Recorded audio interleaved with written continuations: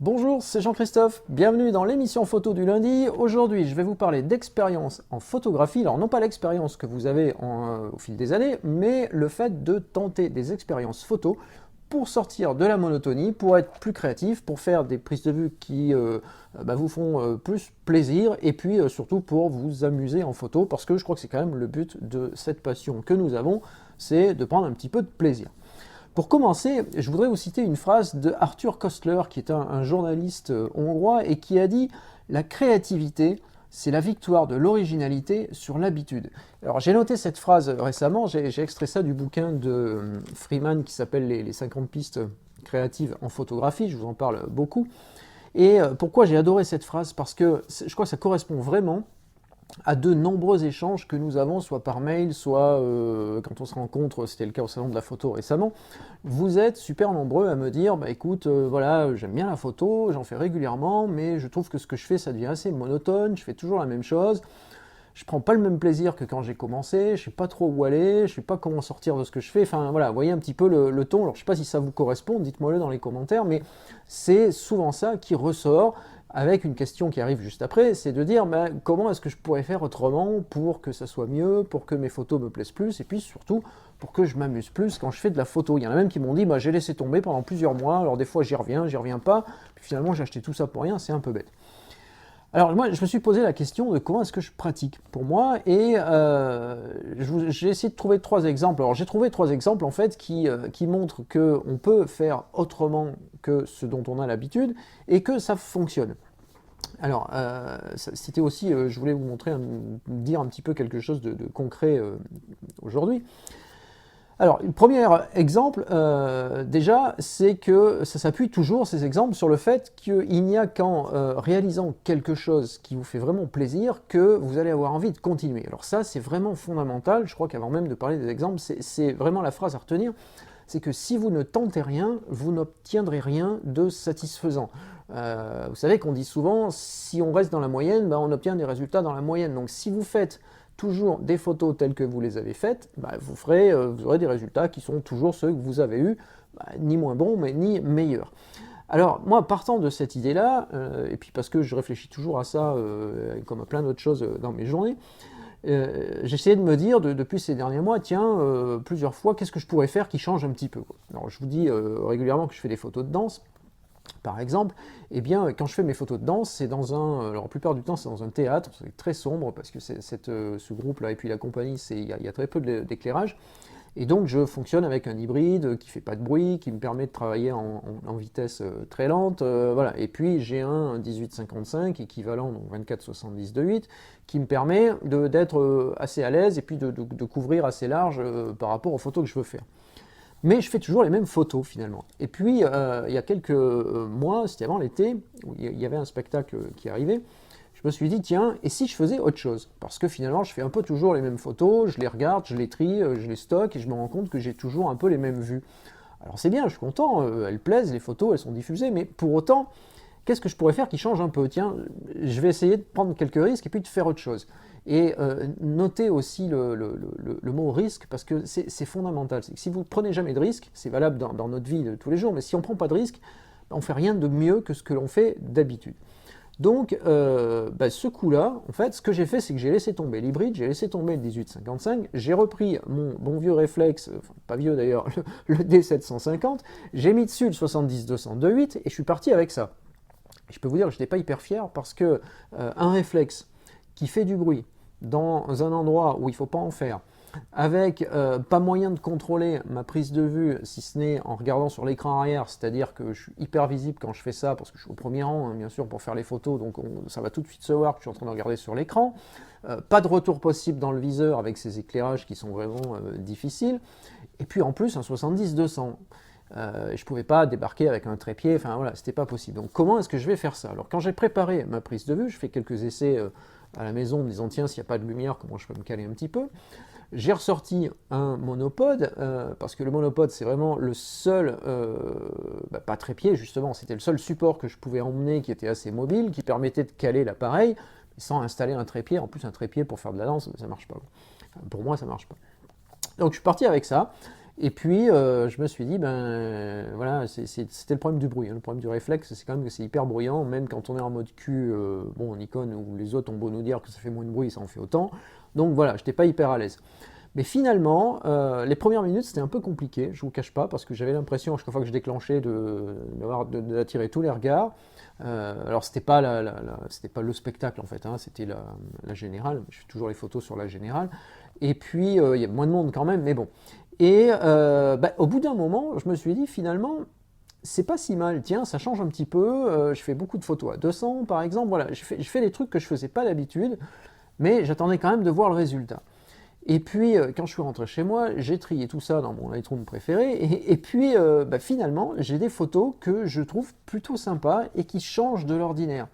Et j'ai bien aimé, en fait. J'ai bien aimé, alors que vraiment, j'ai fait quelque chose qui ne me correspond pas. Et honnêtement, je me suis fait violence pour le faire. Mais du coup, j'ai éprouvé quelque chose pendant la séance qui n'était pas comme les séances précédentes. Et quand je regarde les photos, je vois des choses que je ne faisais pas précédemment. Et ça, c'est vachement bien parce que du coup, j'ai découvert que je pouvais faire autre chose. Alors, je ne dis pas que je vais le faire à chaque fois, parce que le problème du bruit, il est vraiment important. Mais voilà, c'est une expérience qui montre qu'en osant, ça a marché. Alors, je voulais vous citer un deuxième exemple. Deuxième exemple, vous vous rappelez que je suis parti à New York il n'y a pas si longtemps, avec donc là aussi un boîtier compact hybride, et puis je suis parti avec le 56 mm 1.2, le Fujinon, qui est donc un équivalent 85 mm quand on est si on était en plein format.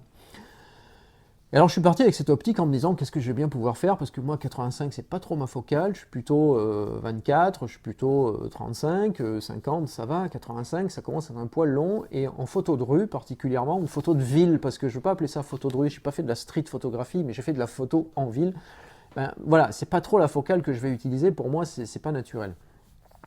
Je préfère avoir un 24 où là voilà, j'en ai plein de cadres, je peux organiser les éléments comme je veux, ça me plaît mieux. D'ailleurs j'avais un 16 qui fait l'équivalent. Et puis j'ai quand même, bon voilà, j'avais tout ça en test aussi, donc je voulais voir un petit peu ce que ça donnait. J'ai monté ce fameux 56 sur le boîtier, et puis je me suis mis à faire des photos. Et honnêtement, alors là c'est un peu l'inverse de l'exemple précédent, c'est que pendant les photos, je n'étais pas à l'aise. Je me suis dit, oh non, finalement... bon voilà, je sens pas trop le truc quoi. Ok, je vais continuer à faire des photos aujourd'hui parce que c'est le challenge que je me suis donné, mais je suis pas hyper à l'aise, c'est pas confort, j'ai l'impression que je vais rien faire de très bien. Le soir, je rentre à l'hôtel, je vide la carte, je mets tout ça dans Lightroom mobile, je regarde sur l'iPad un peu les photos. J'avais aussi des photos que j'avais fait avec le 16 mm, donc toujours en équivalent 24-36, j'avais un équivalent 24, un équivalent 85. Et avec le 16, j'avais été par contre très à l'aise puisque c'est ma focale de prédilection. Figurez-vous que ce que j'ai vu sur l'écran, ce n'était pas le reflet de ce que j'avais pensé dans la journée. Alors ça m'a vraiment scotché parce que je m'étais dit, les photos les meilleures, elles vont être faites avec le 16, avec le 56, je pense que je vais en jeter beaucoup parce que j'ai pas senti le truc. Et en fait, quand j'ai regardé les photos en mode planche contact, là sur Lightroom mobile, celles qui ressortent, celles qui m'ont vraiment fait tilt, c'était celles que j'avais faites avec le 56. Pas toutes, mais il y a pas mal de portraits par exemple que j'ai fait, que j'aurais pas fait avec un 16 parce que voilà, équivalent 24, c'est pas trop fait pour faire du portrait.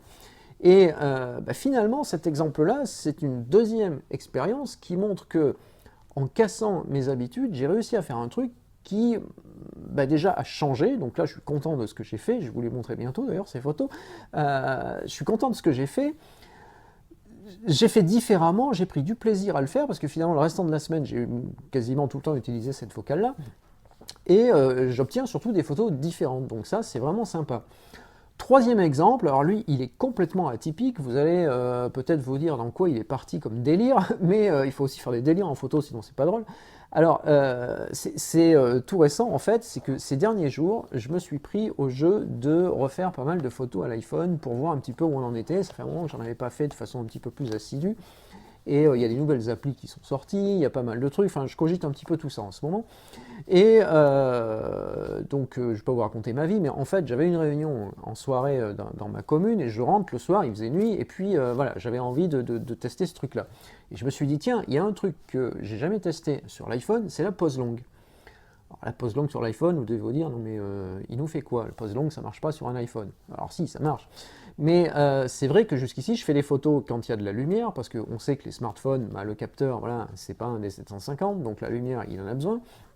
Mais pour autant, qu'est-ce qu'on peut faire quand on est dans une zone qui n'est plus la zone de confort de l'appareil, et puis aussi qui n'est plus la vôtre, parce que honnêtement, autant je suis confort avec l'iPhone quand je fais les photos, autant la nuit, donc sans lumière par définition, en pause longue et en ville, franchement, je voyais pas trop ce que j'allais sortir. Mais il n'y a pas d'enjeu, alors là je devais livrer des photos à personne, il y avait zéro enjeu, donc je me suis dit tiens, je vais tester le truc. Donc je suis parti quand même, alors avant ma réunion j'avais calculé le truc, je suis parti avec un petit trépied, alors le trépied tiens, je vais vous le montrer parce que je l'ai là. Voilà, alors ça c'est le petit trépied. Le petit support pour mettre le téléphone, donc vous le glissez, ça marche pas que pour l'iPhone, ça marche pour tous les téléphones, enfin tous les smartphones ou les tablettes, ça marche pas, il est un peu plus grand, mais voilà, donc vous avez un truc comme ça, vous le posez sur ce que vous voulez, c'est style GorillaPod, mais c'est pas la marque, donc ça coûte rien du tout, ça doit coûter quelques euros, et vous le posez où vous voulez, comme c'est pas très lourd, ça tient, sur un mur, un arbre, n'importe où, et puis après vous vous amusez. La pose longue, par contre, il ne faut pas que le téléphone il bouge, sinon ça ne marche pas, ça c'est vraiment comme avec un réflexe. Ensuite, donc j'ai fait ces photos-là. Alors pour contrôler les paramètres de prise de vue sur un iPhone ou sur un Android, c'est pareil. Eh bien, il y a des applis pour ça, parce que l'appli native de l'iPhone, elle ne permet pas d'avoir beaucoup de liberté. Elle fait de plus en plus de choses, mais elle ne fait pas tout ça. Donc il y a une appli, alors là j'utilise par exemple pour cet usage-là une appli qui s'appelle Camera Plus. Si vous cherchez sur l'App Store, c'est caméra, voilà, CAMERA, et plus le signe plus. Et cette appli-là, elle permet de débrayer tous les contrôles possibles de l'iPhone et de passer en mode manuel, quoi, clairement. Donc vous changez la mise au point comme vous voulez, vous changez l'ouverture, la vitesse, l'ISO, enfin voilà, on peut tout contrôler. Puis on peut même faire du RAW maintenant avec les iPhones plus récents, moi j'en suis pas là, mais bon. Et du coup, j'ai fait les photos en pose longue. Alors, on m'a pris un peu pour un fou, je pense, les gens qui passaient, mais j'avais posé donc, le téléphone comme ça sur un muret. Il y a le Macval par chez moi, qui est le musée d'art contemporain national. Et il y a des éclairages un peu sympas, il y a des voitures qui passent, voilà, il y a des éléments architecturaux sympathiques. Puis j'ai fait les photos. Et finalement, j'ai obtenu des résultats que j'attendais pas. Alors, soyons clairs, hein, c'est pas la grande photo du siècle, je vais pas monter une expo avec ça, c'est pas l'idée. Mais je voulais juste voir ce que je pouvais faire avec une technique qui est totalement atypique pour moi, parce que je fais jamais de photos à l'iPhone la nuit. Et est-ce que ça pouvait avoir du sens aussi, en plus de faire de la pose longue? Et du coup, voilà, j'ai obtenu des choses sympas. Donc, je ne vais pas vous faire une heure sur cette histoire-là, mais tout ça pour dire que si vous sortez de votre zone de confort, de ce que vous faites habituellement, avec votre équipement, sans rien acheter, enfin, moi ça je l'ai acheté, mais je l'avais pour autre chose, je l'avais pour la GoPro en fait, et ça franchement, il y en a pour moins de 10 euros les deux trucs, là, donc ça coûte rien. Eh bien, vous pouvez vous faire un peu plus plaisir que ce que vous faites peut-être d'habitude. Si vous faites déjà plaisir, c'est bien, ne changez rien.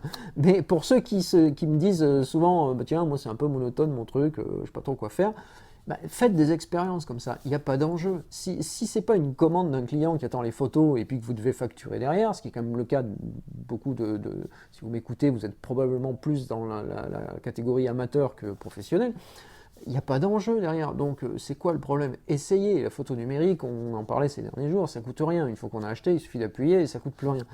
Donc allez-y, essayez, testez tout, testez le smartphone, testez le compact, testez le réflexe, testez toutes les focales, les techniques possibles, parce que vous n'êtes pas à l'abri d'une bonne surprise. Vous savez, il y a une boutade, quand on fait du commerce, on dit on n'est pas à l'abri d'une commande. Quand on est commercial, ben là c'est pareil, on n'est pas à l'abri d'une bonne surprise. Et vous voyez que dans mes exemples, la séance de danse avec le télé, j'étais pas à l'abri d'une bonne surprise, je l'ai eu. La séance de photo en ville avec un 85, j'étais pas à l'abri d'une bonne surprise, je l'ai eu. La séance de pose longue avec un iPhone, j'étais pas à l'abri d'une bonne surprise, je l'ai eu aussi. Alors, je ne vais pas dire qu'à chaque fois ça marche, parce que les expériences ratées, je pourrais vous en citer, mais voilà, il y a quand même des fois où ça fonctionne. Donc, profitez-en, c'était vraiment l'idée du jour. Alors, je voudrais juste vous poser une dernière question avant de conclure, c'est que si vous aussi vous avez des expériences comme ça, bah écoutez, partagez-les parce que ça va être vachement sympa, déjà parce que moi ça va peut-être me donner des idées pour faire autre chose, et puis bah, tous ceux qui lisent les commentaires, qui suivent les vidéos, voilà, ça peut être sympa de partager vos trucs, je sais qu'il y en a plein qui ont de très bonnes idées, je vois sur les partages de photos le dimanche soir sur la page Facebook, là ça fonctionne très bien, il y a vraiment des super trucs. Donc allez-y, sur YouTube on ne peut pas partager les photos, c'est un peu le problème, mais voilà, si vous l'écoutez sur Facebook, vous pouvez le faire. Donc voilà ce que je voulais vous dire, partagez, je vous mets tous les liens vers ce dont je vous ai parlé dans cette émission-là aujourd'hui. Si vous voyez qu'il y a des liens qui n'apparaissent pas, faites-moi un petit mot, comme ça vous pouvez me poser vos questions et puis vous me réclamez le lien que j'ai oublié, comme ça je vous le redonne. Donc je vous rappelle que pour suivre la chaîne YouTube, vous cliquez sur le petit logo qui est là, vous abonnez à la chaîne. Sur Facebook, c'est la page là-haut qu'il faut liker et puis enclencher les notifications. Je publie tous les jours à 18 h une nouvelle vidéo en semaine. Et sinon, le plus simple pour me contacter, pour me poser vos questions, pour interagir, pour recevoir les infos et tout ça, c'est de rejoindre ma liste de contacts perso. Donc ça, c'est l'adresse qui s'affiche toujours dans la description et sur la vidéo. Petite note à l'attention de ceux qui m'ont posé la question pour les retransmissions des replays des conférences du salon. Alors ça arrive, je suis un tout petit peu à la bourre pour tout vous dire, mais je voudrais enrichir un peu les conférences en fait, et ce salon le format est très court, donc si on fait une session en ligne et que je vous prends votre soirée pour suivre la conférence, je vais enrichir un petit peu pour que vous ayez encore un petit peu plus de matière, et comme ça sera encore un peu plus sympa, et puis il y a les fêtes qui arrivent, il y a tout ça, il y a pas mal de trucs, donc je prends un petit peu de retard, mais je vous promets que ça va être fait. Voilà, donc merci de m'avoir suivi aujourd'hui. À demain. Je vous rappelle que si vous avez des idées pour des sujets, vous me laissez tout ça en commentaire aussi. Et à très bientôt.